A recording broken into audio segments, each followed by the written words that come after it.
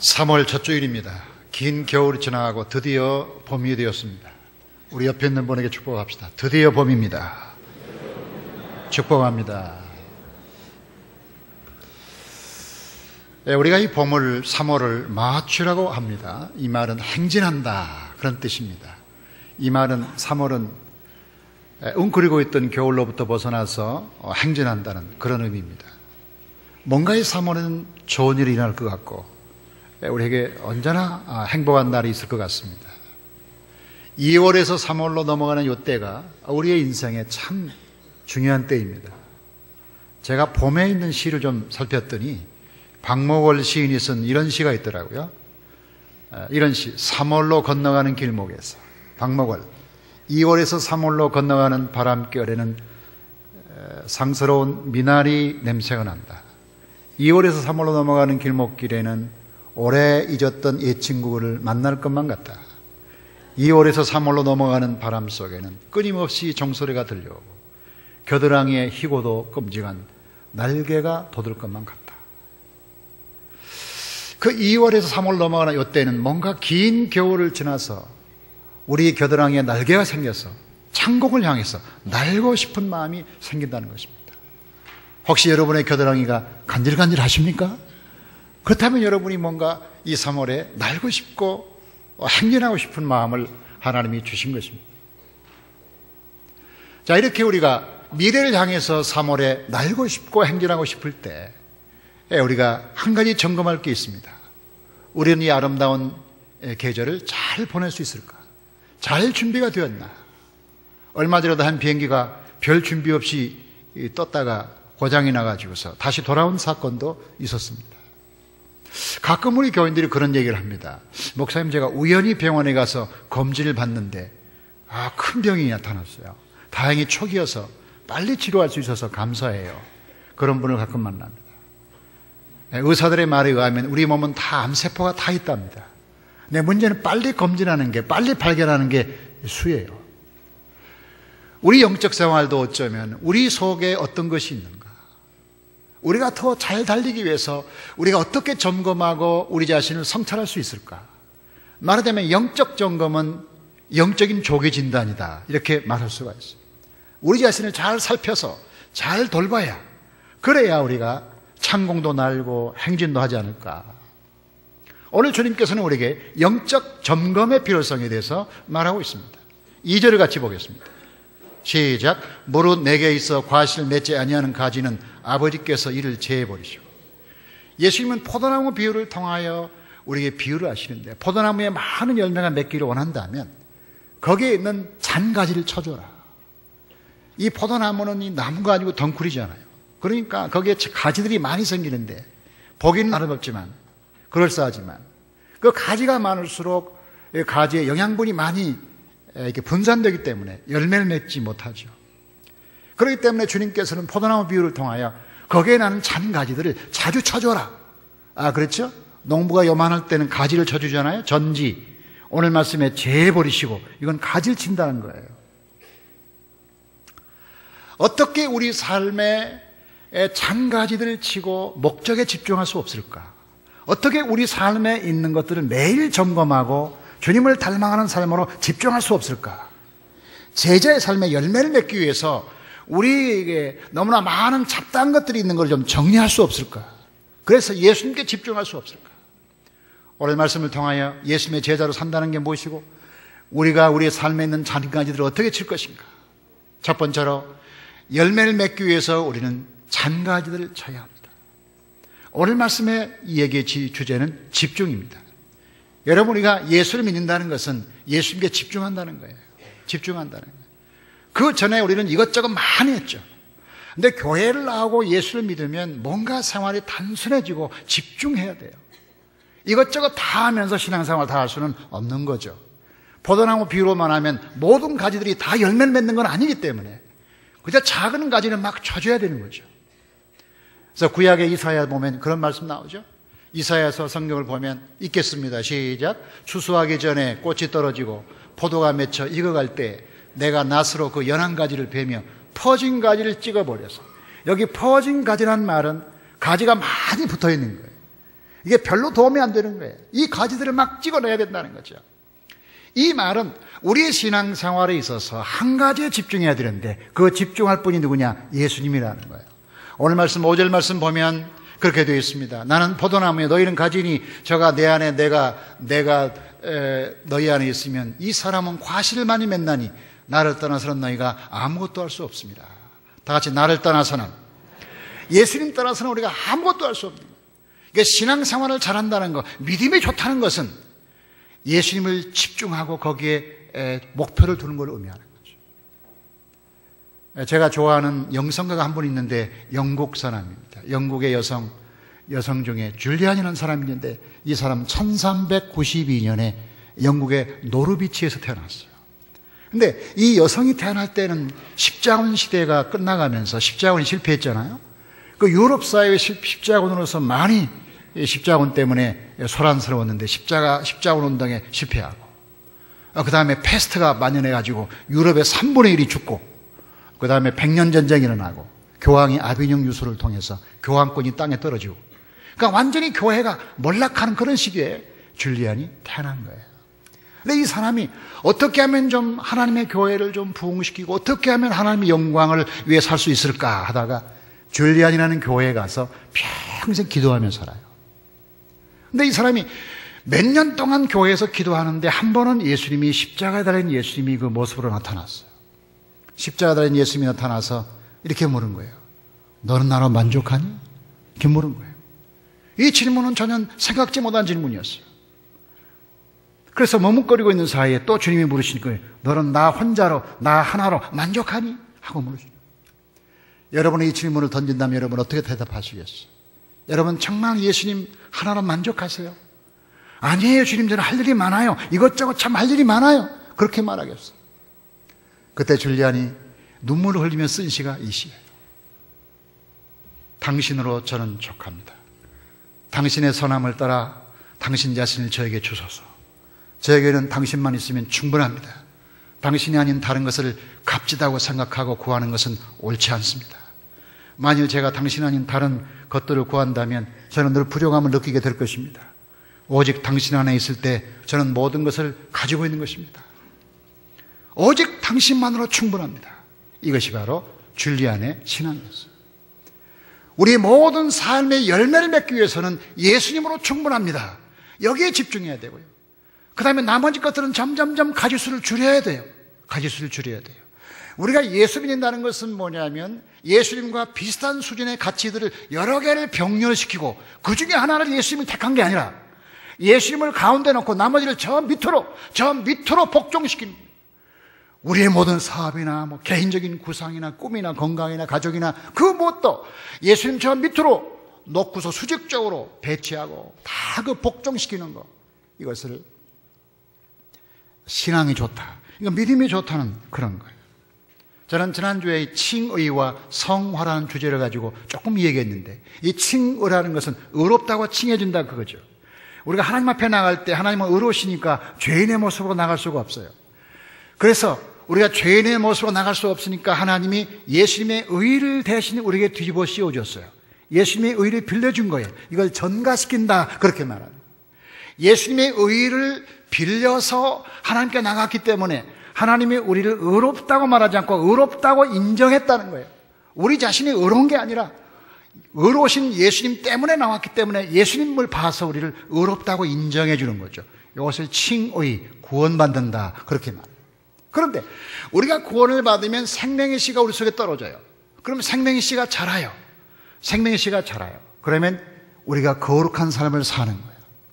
그런데 칭이라는 것은 우리를 하나님이 거룩하다고 인정해 주는 거고, 성화는 거룩한 사람이 되는 거예요. 우리의 신앙의 목표는 거룩한 사람으로 인정받는 수준에 머무는 게 아니라 거룩한 사람이 되는 거고요.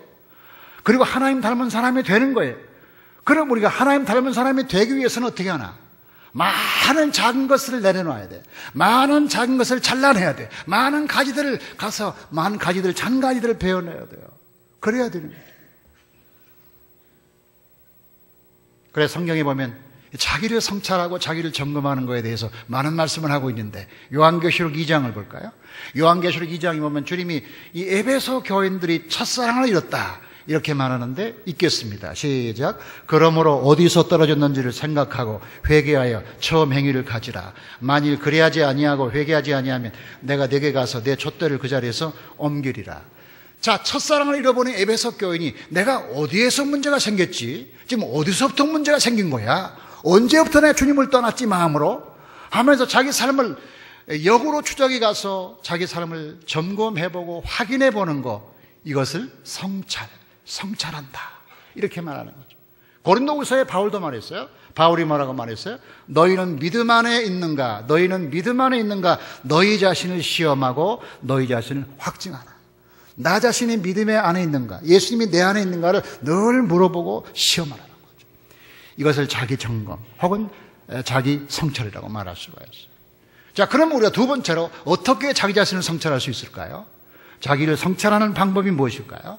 우리가 우리 자신을 성찰하는 두 번째 주제에서 제일 중요한 게 뭐냐면 자기 약점을 아는 게 중요해요. 우리가 거룩한 제자의 삶을 살기 위해서 중요한 것은 모든 걸 다 한 번에 할 수는 없어요. 근데 제일 나를 많이 넘어뜨리게 하는 게 뭔가를 이해하는 게 중요해요. 자기 자신을 이해하는 게 중요해요. 자기 약점을 아는 게 중요해요. 여러분은 여러분의 가장 약점을 아세요. 약점이란 이런 거예요. 자주 넘어지는 거. 여러분이 그것 때문에 자주 넘어지는 그거. 그것이 바로 우리 약점인 거죠. 삼손을 봅시다. 삼손이 다 나쁜가요? 아니잖아요. 삼손은 좋은 가문에 태어났어요. 그 부모가 삼손이 태어나기도 전에 하나님 이 아이를 어떻게 기르며 우리 이 아이를 어떻게 양육하면 좋겠습니까? 하고 기도한 사람이죠. 그래 부모가 그를 나시는 삼아가지고 성전에서 기도했잖아요. 기도하며 자랐잖아요. 인물도 좋잖아요. 힘도 세고 잘생겼잖아요. 다 갖췄어요. 다 갖췄는데 삼손은 하나의 약점이 있어요. 그게 뭐예요? 여자에게 약해. 여자만 보면 사죽을 못 써. 요게 삼손의 발목을 잡고 평생 이것 때문에 삼손은 망하게 됐잖아요. 다른 거 다 있어요. 다 있는데 그의 약점을 몰랐던 거죠. 자기 약점을 성찰하지 않은 거예요. 자기 약점을 점검을 하지 않아. 매일. 그러니까 툭하면 블레셋 사람한테 가고 툭하면 드를한테 가고 그러다 망했잖아요. 여러분, 사울이 다 나쁜 사람이에요. 다윗을 죽이려 했던 사울이 다 나쁜 사람이에요. 사울은 좋은 가문의 출신이고 인물도 좋고 키도 크고 멋지고 리더십도 있잖아요. 근데 한 가지 문제가 있어요. 질투심. 이 질투심을 그는 이기지 못한 거예요. 다윗이 잘 되는 꼴을 볼 수가 없어요. 마음의 시기심, 요거 하나를 극복하지 못한 거야. 그래가지고 망했잖아요. 여러분은 가룟 유다가 다 나쁜 사람이에요. 그렇게 나쁜 사람을 주님이 선택했겠어요? 가룟 유다가 괜찮으니까 주님이 선택했지. 그런데 이 가룟 유다가 다 좋은데 물질에 대한 욕심 때문에, 물질 욕심이 많아가지고 결국 예수님을 은 30에 팔았잖아요. 마가 요한은 그 어머니가 굉장히 믿음이 좋고 그 집을 사람들에게, 사도들에게 내주고 마가의 다락방을 삼았지만 그 자신의 인내심이 약하여 바울을 따라 전도로 갔다가 도망 나왔잖아요. 왜요? 다른 거 다 좋아요. 인내심이 없었던 거죠.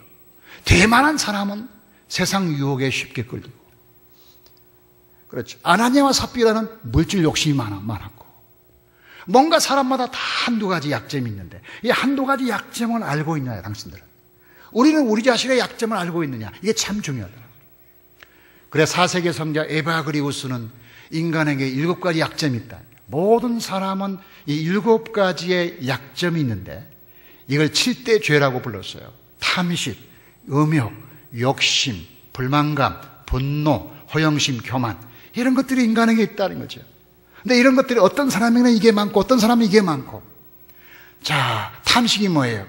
이 사람 먹는 재미로 사는 사람. 쥐하러 먹어요. 배가 나왔어. 그러니까 일찍 돌아가셔, 이 사람은. 탐식. 음욕. 우리가 이성에 대한 관심이 없는 사람은 사람이 아니죠.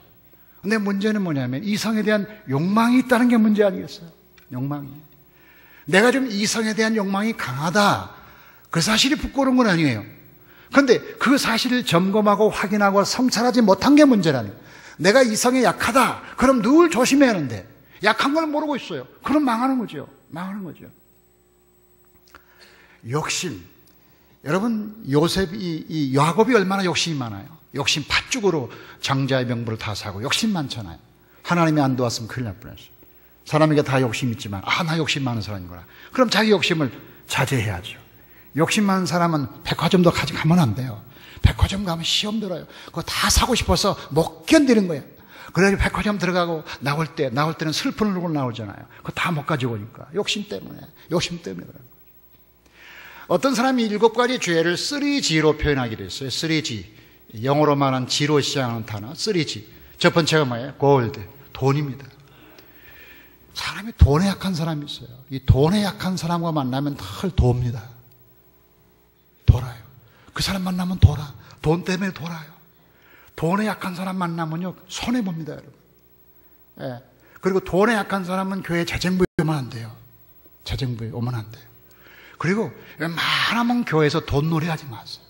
웬만하면 남의 돈 빌리지도 말고 구워주지도 마세요. 그냥 주려면 주고. 교회에서 돈 거래하면 안 되는 거예요. 영혼을 마비시키는 거죠. 저는 얼마나 돈에 약한지 몰라요. 저는 포켓에 돈이 있잖아요. 그럼 그날로 써야 되는 사명을 가지고 있어요. 그 돈이 있잖아요. 반드시 써서 없애야 돼요. 그래야 시원해, 밤에.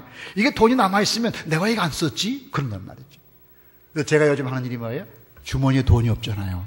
왜냐하면 내가 내 약점을 아니까 돈 안 가지고 다녀요. 여러분, 그 다음에 지죠. 이성이죠. 이성. 여러분, 이성에 약하면요, 삼손이 자기가 이성에 약한 걸 알면 블레셋 땅에 가지 말아야지. 왜 약한지 알면서 거기를 가? 망하려고 하는 거죠. 요셉같이 기도 많이 한 사람도 보디발의 아내가 그를 유혹했잖아요. 아니, 요셉같이 기도 많이 한 사람도 보디발의 아내와 함께 있는 게 두려워서 도망 나갔는데 우리가 무슨 능력이 있다고 둘이 같이 앉아서 오붓하게 앉아 있습니까? 사건 나지 않아요. 그러니까 교회 안에서도 아무리 가까워도 남녀가 같이 앉아 있지 마세요. 위험해요. 지금 제가 말하는 건 뭐냐면, 여러분, 제 방에도 여성들이 들어올 때는 그냥 들어오면 안 돼요. 문을 닫고 들어오면 안 돼요. 제가 시험 들어요.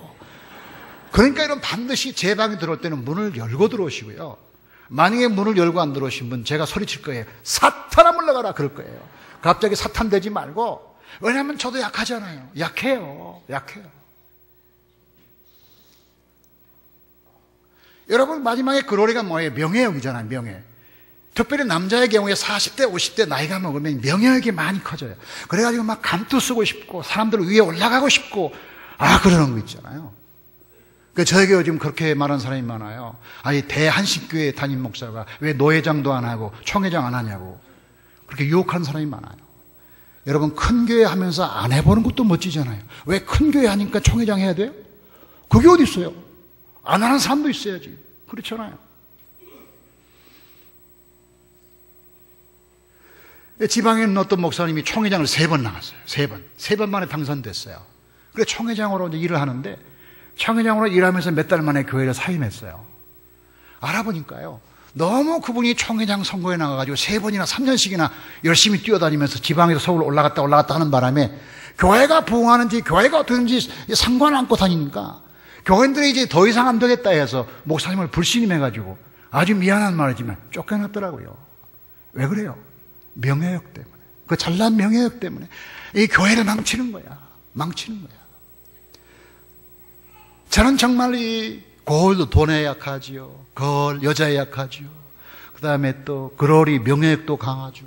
거기다 제가 또 많은 게요, 화를 잘 내요. 제가 얼마나 화를 잘 내는지 아세요? 제 옆에 가까이 오지 마세요. 무서우니까. 제가 화를 많이 내는데, 물론 가끔 그 화는 의로운 분노라고 생각하지만 분노는 분노잖아요. 제가 화를 낼 때마다 속으로 수를 센다니까요. 하나, 둘, 셋, 넷. 한 30까지 세면 쫙 내려가요.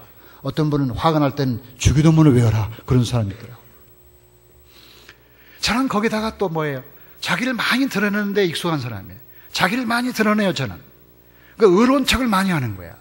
그리고 많은 사람에게 뭐라고 말해요? 나를 본받으라, 이렇게 얘기하는 거죠. 저를 본받을 게 뭐 있어요?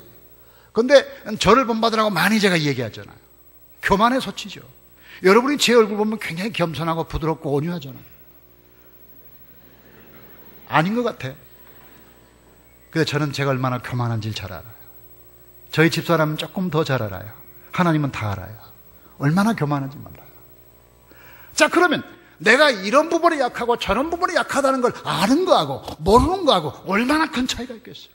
내가 늘 그 부분이 약하니까 늘 점검하고 이러면 안 되는데. 늘 자기를 관리해야죠. 늘 자기를 점검하고 그래야만 우리의 믿음이 자랄 거 아니겠어요? 그렇잖아요.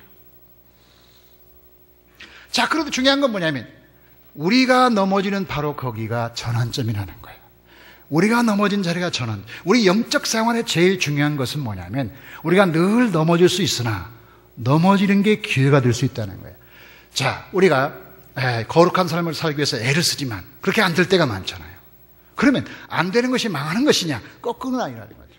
우리가 넘어진 자리가 늘 전환점이 돼요. 이게 베드로예요. 베드로가 예수님 3번 부인했잖아요. 나쁜 죄를 범한 거죠. 그런데 베드로는 예수님을 3번 부인했다는 사실을 알고 이게 아닌데 이러면 안 되는데 하고 마음을 돌이켰다 이거야. 주께서 그를 돌이키셨어요. 그러니까 돌이키는 순간 이 베드로는 새로운 전환점을 맞이한 거예요. 그가 죄를 짓는 순간 새로운 전환점이야. 죄를 짓고 망한 사람이 있고 죄를 짓고 새로워진 사람이 있어요. 그러니까 우리가 늘 죄를 안 질 수는 없는데 그 죄를 짓는 순간을 전환점으로 여겨야 돼요. 그러니까 실수와 실패는 달라요. 실수는 넘어지는 거예요. 실패는 넘어졌는데 안 일어나는 거예요. 우리는 실수할 수 있어요. 실패해서는 안 돼요. 아멘. 우리가 넘어질 수 있어요. 늘 넘어져요. 늘 넘어지지만 그때그때 일어나면 실패는 아닌 거예요. 근데 우리가 인생을 살면서 중요한 게 뭐냐면 우리가 성공했느냐 실패했느냐 관점에서 인생을 보면 늘 실패해요. 근데 제가 어느 순간부터 이런 관점으로 바꿨더니 늘 성공하더라고요. 어떤 관점? 내가 성공했느냐 실패했느냐 관점이 아니라 내가 이것을 통해서 배웠느냐 안 배웠느냐 쪽으로 관심을 돌렸어요. 내가 이것을 통해서 내가 배웠느냐 안 배웠느냐 하는 생각을 하다 보니까 내가 실패했어도 배웠으면 성공이에요. 근데 성공했는데요 안 배웠어요. 실패해요. 우리가 실패했어요. 그래서 예를 들어 술을 얘기합시다. 술을 안 먹어야 하는데 안 먹었는데 또 술을 마시게 됐어요. 이게 실패한 거야. 실패했어요. 근데 나는 약한 존재구나. 하나님 없이는 안 되는구나. 주여 나를 도와주시옵소서 하고 무릎을 꿇게 됐다 이거야. 그러면 술을 먹고 실패했지만 그것을 통해서 자기 자신을 발견했기 때문에 그런 성공한 거다 이거죠. 우리가 늘 실수할 수 있으나 실패가 없는 인생을 살기를 주의 이름으로 축원합니다. 우리의 삶에 늘 중요한 건 뭐냐면 넘어지지만 다시 일어나야 된다는 거죠. 그리고 중요한 건 이거예요. 한 번 이기면 또 이기는 거예요. 이 한 번 이기면 또 이긴다는 이 말은 제 말이 아니고 16세기 영국의 청교도 신학자인 존 오웬의 말인데 이 사람이 그런 말이에요. 따라합시다. 한 번 이기면 또 이깁니다. 자, 우리가 영적 생활할 때 모든 걸 한꺼번에 다 해결할 수는 없어요. 자, 술도 먹고 담배도 피우고 주일날 성수도 잘 안 하고 가정적인 생활도 못하고 게으르다. 5가지가 한 번에 되는 수가 있나요? 한 번에 안 돼요. 딱 하나부터 시작하면 돼요. 술을 오늘 밤부터 안 먹기 시작해야 돼. 술 하나부터 시작하는 거죠. 하나부터 시작. 한 번 성공하면 하루 안 먹으면 그 다음날 또 안 먹고 또 안 먹고 2번 성공하고 한 번 성공하고 2번 성공하면 이게 생활이 붙어요. 습관이 되는 거예요. 그래서 우리 죄를 이긴다는 것은 마술적으로 죄를 이긴다는 게 아니라 죄의 습관을 무력화시키는 거예요. 죄의 습관을 무력화시키는 거죠. 이 말은 뭐냐면 우리가 더 좋은 습관을 가짐으로 나쁜 습관을 무력화시키는 거예요. 우리가 거룩한 성화의 삶은 기적적으로 일어나지는 않아요. 우리의 삶은 늘 우리 자신을 노력하기 나름이에요. 우리가 그런 삶을 살도록 애를 많이 써야 돼요. 하나님께서 여러분이 사는 모든 일상에서 가끔 실수하지만 실패하지 않기를 간절히 축원합니다. 대개 실수하고 실패하는 이유는 뭐냐면 한 가지 자기 약점을 모르기 때문에 거의 무너진 데서 무너져요. 거의 같은 죄로 망해요. 사람들 보면 거의 술 좋아하는 사람은 술 때문에 망하는, 끝까지 망하는 거야.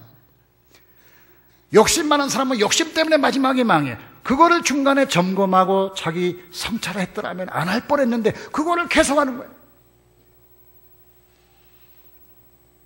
자, 그러면 우리가 어떻게 자기 성찰할까요? 자기를 성찰하는 방법을 좀 나눠봤으면 좋겠어요.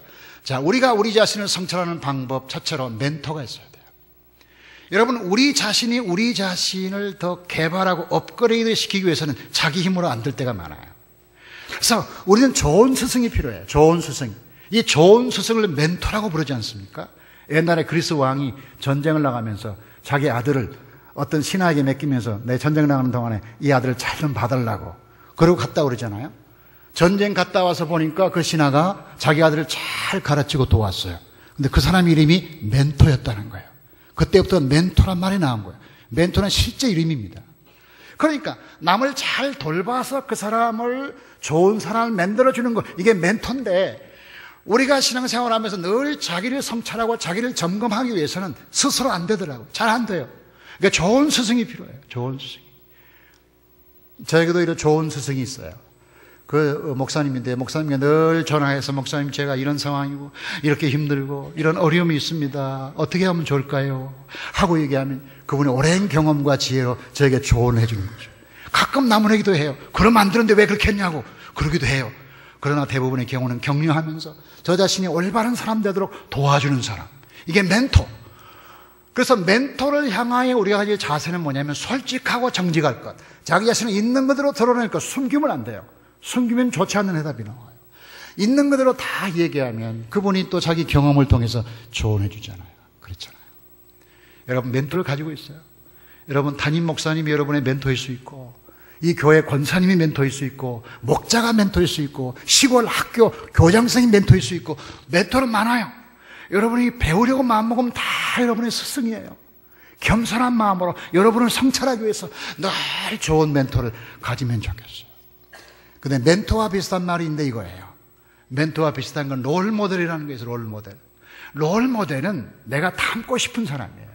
내가 닮고 싶은 사람. 근데 닮고 싶은 사람인데 그 사람이 나를 아는 건 아니에요. 내가 그 사람을 닮고 싶다, 그 사람이 내가 그 사람을 닮고 싶은 걸 아는 건 아니에요. 그 롤모델은 살아있는 사람이 아닐 수도 있어요. 예를 들면 이순신처럼 되고 싶다, 그럼 이순신이 우리의 롤모델이에요. 그러나 멘토는 아니에요. 멘토는 관계적이에요. 멘토는 지금 살아있어야 돼요. 그 사람이 나와 대화를 통해서 나에게 얘기를 해줄 수 있어야 돼. 이게 멘토야. 그러니까 우리가 롤모델도 필요하지만 멘토가 필요한 거예요. 우리가 그런 사람 되는 것 좋지만, 예를 들면 반기문 총장처럼 되고 싶다 해도 반기문이 나와 아무런 관계가 없기 때문에 영향력을 받을 수가 없는 거예요. 차라리 우리 교회 목자 한 사람을 골라서 그분을 멘토로 삼으면 주야로 만나면서 배우잖아요. 이런 게 필요하다는 거죠. 이게 모델, 이게 멘토라. 여러분 두 번째로 우리가 자기 성찰의 방법은 뭔가 하면 소그룹 환경이 필요합니다. 우리가 소그룹이라는 게요, 교회 안에서 구역이라 부르기도 하고 셀이라 부르기도 하고 목장이라고 부르기도, 우리 교회는 목장이라고 부르잖아요. 이 소그룹이 왜 필요하냐면 행복한 만남을 위해서 필요하지만 더 중요한 건 뭐냐면 거기 가서 나 자신을 드러내고, 그리고 좋은 의견을 경청해서 내가 좋은 사람 되려고 거기 가는 거예요. 그렇죠. 근데 이 목장의 모든 시조는 뭐냐면 18세기의 존 웨슬리예요. 18세기 영국의 존 웨슬리라는 사람이 있었는데, 이 사람이 열심히 전도하니까 사람들이 많이 왔어요. 처음에는 가까운 교회로 보냈는데 너무 많이 오니까 그때부터 소그룹을 만들기 시작했어요. 2씩, 3씩, 4씩, 7명씩, 8명씩 서로 짝을 지어라. 이 짝을 지어서 매일 그 그룹에서 이렇게 해라. 그 하루 동안 지었던 죄를 고백하고, 하루 동안 받은 은혜를 나누고, 그 다음에 하나님이 주시는 감동과 은혜를 서로 나누고, 서로 격려하고 기도해라. 그래가지고 이것을 요한의 내는 밴드라고 불렀어요. 이 밴드가 최초의 셀이고 최초의 목장입니다. 자, 그러니까 우리가 목장에 가서 지금 같이 교제를 해야 할 이유는 거기 가서 커피 마시고 고구마를 먹기 위해서가 아니라, 거기 가면 내가 배울 것이 있다. 보고 배울 것도 있고 듣고 배울 것이 있는 거예요. 이게 좋은 목장은 3가지 특징이 있어요. 자기 자신을 잘 드러내요. 내가 그 목장에 가서 내가 부부싸움하는 얘기해도 별로 수치스럽지 않아요. 왜냐하면 다 싸우니까. 그리고 자기 자신을 드러내면 드러낼수록 용납을 받아요. 정죄를 받는 게 아니라 거기만 가면 이상하게 격려를 받아요. 내가 못했다고 말한 사람이 없는 거야. 용납을 받아요. 그리고 좋은 목장을 서로 격려하며 자신을 성찰하게 만들어요. 그래서 목장이 건강하면 내가 믿음이 자라는 거예요. 이게 목장. 여러분 이번 주부터 목장이 오픈되는데 그 목장에 다 참여해서 거기서 믿음이 자라고 여러분 자신을 되돌아보고 점검하고 그런 축복이 있었으면 좋겠어요. 아멘. 우리가 우리 자신을 성찰하는 3번째 방법이 일기예요. 여러분 일기를 쓰는 사람이 얼마나 되는지 모르겠는데, 제가 이 설교를 준비하면서 어떤 문헌을 봤더니 우리 기독교 역사상 가장 대표적인 작품이 3작품이 있습니다. 명작, 고전이 있습니다. 그게 뭐예요? 5세기의 성자 성 어거스틴이 쓴 참회록, 그 다음에 존 버년이 쓴 철로역정, 그 다음에 토마스 아켄피스가 쓴 그리스도를 본받아. 이 3책이 역사상 가장 좋은 책이라고 말하고 있어요. 기독교 고전이라고 그래요. 그런데 이 3책의 특징이 뭐냐? 일기예요. 일기예요. 이 사람들이 무슨 깊은 데에 들어가서 책을 쓰려고 쓴 게 아니라 자신의 일상의 삶을 매일의 일기를 통해 쓰다 보니까, 그 매일 일기를 쓰다 보니까 그것이 참을력이 되기도 하고, 그것이 토마스 아켄피스의 그리스도를 본받아라는 책이 되기도 하고, 철로역정이 되기도 하는 거예요. 그들의 모든 일상의 얘기를 매일 쓰다가 그것이 세계적인 고전이 되고 작품이 되는 거예요. 제가 쓴 사랑은 어디서 오는가도 3년 전, 2년 전에 유럽을 다니면서 일기 쓴 거, 일기 쓴 거를 국민일보를 통하여 이렇게 책으로 나왔던 거 아니겠습니까? 여러분, 일기를 매일 쓸 수는 없지만 일기는 이런 점에서 좋아요. 세 가지 점에서 유익이 있어요. 혼자 쓰기 때문에 진솔해요. 그러면 이쁘게 쓸 것도 없어요. 내가 알아 쓰는데 필체가 안 좋고 문학적인 표현이 안 좋은 거 아무 상관없어요. 내가 쓰니까. 그 다음에 지속적으로 쓰니까 매일 쓰기 때문에 지속적으로 쓸 수 있어요. 세 번째가 중요한 거예요. 글로 남기기 때문에 내가 어젯밤에 썼던 그 일기를 1년 전 거와 비교할 수 있고 5년 전 거와 비교하면 그때 내가 이런 고민을 하고 있었네. 지금 많이 자랐구나 하고 자기의 영적 상황을 점검할 수 있다는 거예요. 이게 일기예요. 일기. 저는 매일 쓸 수는 물론 없지만 일주일에 2번, 3번 꾸준히 일기 쓰면서 나 자신의 영혼의 자서전, 치열한 자기 자신의 고백, 거기에 진솔한 자기 자신을 고백하며 늘 그렇게 못 사는 자기를 반성하고 또 기도하면서, 그러면 점점점 우리가 주님을 닮아가는 거예요. 이게 자기를 성찰하는 또 하나의 방법인 것이죠. 자기를 성찰하는 가장 좋은 방법, 마지막 기도입니다. 왜 기도가 자기를 성찰하는 좋은 방법일까? 자, 멘토는 1대1의 관계를 통해서 자기를 성찰하죠. 소그룹은 여러 사람과의 관계를 통해서 자기를 돌아보죠. 일기는 자기 스스로, 자기 혼자, 자기 자신과의 관계에서 돌아보죠. 그런데 아무리 다른 방법으로 해도 하나님 앞에 서 있는 방법보다 낫겠어요? 그렇죠? 시편 16편 보십시오. 자, 시편 16편 읽어봅니다. 시작. 내가 여호와를 항상 내 앞에 모시며 그가 나의 오른쪽에 계심으로 내가 흔들리지 않냐리로다. 다 같이 여호와를 항상 내 앞에 모시며. 자, 기도가 뭘까? 기도는 내 앞에 계신 하나님 앞에 내 마음을 토로하는 거죠. 다른 사람은 다 몰라줘도 하나님은 내 형편을 아시니까 내 앞에 계신 그분에게 내 있는 모습을 그대로 토로하는 거죠. 토로하는 거죠. 그리고 또 내 옆에 계신 그분에게 내 짐을 다 맡기는 거죠. 그래서 시편 우리가 139편 읽었던 거 읽어볼까요? 23절 시작. 하나님이여 나를 살피사 내 마음을 아시며 나를 시험하사 내 뜻을 아옵소서. 내게 무슨 악한 행위가 있나 보시고 나를 영원한 길로 인도하소서. 우리가 기도하면 날마다 하나님의 은혜로 자기를 살피게 되는 거죠. 우리가 기도할 때 빠지는 함정이 뭐냐면, 기도를 많이 해도 사람이 달라지지 않는 이유를 아세요? 기도를 많이 해도 사람이 변화되지 않는 이유가 있어요. 그건 뭐냐면 우리의 소원만 말했기 때문에 그래요. 우리 사업이 잘 되게 해주시고, 우리 아들이 서울대학 들어가게 해주시고, 우리 어머니 건강하게 해주시고, 모든 소원을 다 말했는데 내가 주님을 닮아가게 해달라는 기도는 안 해요. 내 속에 무엇이든지 주여 시험하시고 내가 주님을 닮아가게 해달라는 기도를 안 하기 때문에, 다른 말로 말하면 자기 성찰을 위한 기도는 안 하기 때문에 기도를 많이 해도 안 변한 거예요. 이것을 비유하면 이런 거예요.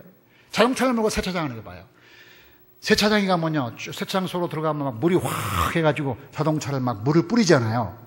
그러면 자동차의 바퀴는 막 번들번들 해가지고 굉장히 차가 좋아졌는데요. 그렇다고 차 안이 달라졌어요? 그렇다고 차 안이 달라진 건 아니에요. 차 안을 달라지게 하는 것은 또다시 또 하나의 일이에요. 세차 다 끝난 다음에 문을 열어야 돼요. 문을 열고 속에서 휴지 같은 거 다 집어넣고 다시 깨끗하게 씻어내야 되는 거야. 그러니까 다시 말해서 우리의 기도가 너무 기도의 제목만 가지고 씨름하는 거죠. 우리 자신의 성화에 관심이 없어. 우리 자신이 거룩하게 되는 일에는 관심이 없으니까 기도를 많이 하는 사람도 죄를 범할 수 있다는 가능성이 거기서 오는 거예요. 기도를 많이 해서 응답을 많이 받는 것 같은데 사람은 여전하다, 달라진 게 없다는 이유는 뭐냐면 세차장의 비유예요. 밖에는 그럴싸해요. 근데 속에는 속대로 안 쓸었으니까 그대로 지저분한 그대로 있는 거란 말이에요. 물속에 들어갔다 나와도 그대로 똑같아. 그게 뭐냐, 기도는 제일 중요한 거. 다시 139편 23절 다시 보세요. 자, 하나님의 나를 살피사, 다 같이 살피사 내 마음을 아시고 나를 시험하사 내 뜻을 아옵소서. 이래야 자기가 변화되는 거란 말이지. 다시 말하면 자기 성찰을 위해서 기도해야 된다는 거죠. 우리가 늘 하나님 앞에 서면요, 세 가지 과정을 통해서 달라져요. 첫 번째, 노출돼요. 우리가 하나님 앞에 서면요, 우리가 거울 앞에 서는 것처럼 하나님 앞에 서면 우리 자신이 어떤 존재인가가 이렇게 드러나요. 밝을수록 더 많이 드러나요. 근데 하나님은 너무너무 밝은 빛이잖아요. 그분 앞에 서면 늘 내가 초라한 거야. 죄가 많은 존재가 드러나요. 근데 드러나야 내가 변화돼요. 안 드러내면 변화 안 돼요. 속에다 두면 달라질 게 없어요. 그러니까 기도할 때 제일 중요한 것은 내 속에 있는 것을 살피사. 다 같이 살피사. 내 속에 무엇이 있는가를 자꾸 살펴야 돼요. 그래서 노출시켜야 돼요. 하나님, 난 이런 사람입니다. 이번에도 또 이렇게 실수했습니다. 이런 죄를 또 범했습니다. 하나님 아시죠? 자기 자신을 노출시키는 거예요. 그럼 어떤 결과가 가져와요? 동화돼요. 두 번째가. 이 동화는 하나님 비슷하게 되는 거예요. 이 원리를 말하면, 여러분 분수대 옆에 가만히 앉아 있으면요, 내 옷에 물이 젖어라 해도 젖지 말라 해도 물이 젖어요. 왜냐하면 물이 확 분수대에서 올라가니까 그 옆에 있기만 하면 물이 나한테 다가와서 내가 몸에 젖는다니까요. 향나무 옆에 가면 향냄새 나게 되었어요. 그러니까 우리가 하나님처럼 되려면 하나님 곁에 가는 수밖에 없어요. 그게 기도야. 기도는 뭐냐? 하나님 곁에 가는 거죠. 그래서 기도는 질량이 아니라 시간이에요. 많이 있을수록 비슷하게 되는 거예요. 하나님 옆에 많이 있으면 그 영향력이 나에게 솔솔솔 와. 이게 동화되는 거죠. 그리고 마지막이 뭐예요? 반사돼요. 하나님이 나에게 주신 빛이 내 속에 들어왔죠. 그 빛이 내 속에 있는 빛이 나가는 거죠. 내가 스스로 성화되어 나가는 게 아니라 내 속에 들어온 빛이 스스로 나를 통하여 나가는 거죠. 그래서 우리가 빛과 소금의 사람이 되는 거예요. 이게 성화의 삶이에요. 이게 성화의 삶이에요. 저와 여러분이 오늘 거룩한 시간에 주님을 닮고 거룩한 성도가 되기를 주의 이름으로 축원합니다. 우리가 그렇게 되기 위해서는 잔가지를 많이 쳐야 돼요. 너무 바쁘지 마세요. 유진 피터슨이라는 사람은 그런 말 했어요. 바쁜 사람은 나쁜 사람이다. 왜 그러냐? 바쁘다는 얘기는 뭐냐면 하나님의 본질을 잃어버리고 늘 자기 일에 바쁜 거야. 자기 일에. 자기 일에 바쁘니까 거룩하게 될 기회가 없는 거야. 없어. 그 나쁜 사람이라는 거지. 그러니까 우리가 늘 하나님 외에는 아무것도 없습니다. 겸손히 고백하면서 그분으로부터 많은 은혜를 받고 기도를 통하여 주님을 닮아가는, 그래서 많은 열매를 맺는 축복을 받기를 주의 이름으로 축원합니다. 하나님 감사합니다. 우리에게 귀한 예배를 통하여 말씀을 주시고 우리 자신을 돌아보게 하시니 감사합니다. 우리는 매양 간구할 제목만 퍼붓고 하나님과 나와의 관계는 없는 채 나의 소원만 들어주시는 그분으로 생각할 때가 많은데, 하나님이 정말 원하시는 것은 나 자신입니다. 내가 가진 소원보다 내가 바로 하나님의 사람이 되는 것, 이것이 하나님이 더 많이 원하시는 것입니다. 이를 위해서 우리가 날마다 자기를 점검하고 성찰하게 하여 주시옵소서.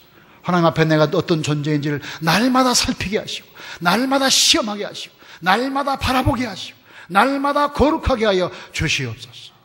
좋은 멘토를 주시고 또 좋은 멘토가 되게 하여 주시옵시며, 우리의 목장 모임에서 서로 자기 자신을 드러내기를 좋아하고 서로 용납하며 하나님의 사람들로 세워져 가게 하여 주시옵시고, 잃어버렸던 일기 쓰는 습관을 회복하여 자기를 늘 관찰하고 그리고 자기를 점검하게 하여 주시옵소서. 나 가장 좋은 건 기도입니다. 우리로 하여금 기도하게 하셔서 하나님 앞에 올바른 자로 서도록 은혜를 더하여 주시옵소서. 기도를 통하여 나를 살펴주시고 기도를 통하여 나를 선하게 만들어 주시옵소서. 하나님, 나에게 빛을 비춰 주시옵소서. 많은 열매를 맺히고 싶지만 너무 많은 일로 분주합니다. 가지를 치게 하여 주시옵시고, 오늘 하여금 하나님 앞에 서 있는 시간이 많아지게 하옵소서. 감사를 드리고 예수 그리스도 이름으로 기도하옵나이다.